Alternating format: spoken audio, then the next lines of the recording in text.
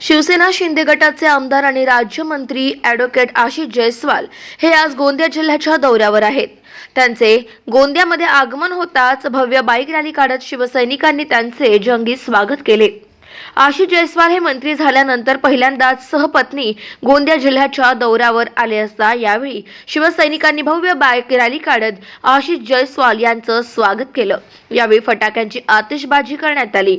तर गोंदिया येथील विश्रामगृह या ठिकाणी गोंदिया विधानसभा क्षेत्राचे आमदार विनोद अग्रवाल यांनीही सुद्धा राज्यमंत्री ॲडव्होकेट आशिष जयस्वाल यांची भेट घेतली आणि आपल्या विधानसभा मतदारसंघात विविध योजना राबवण्याबाबत चर्चा केली।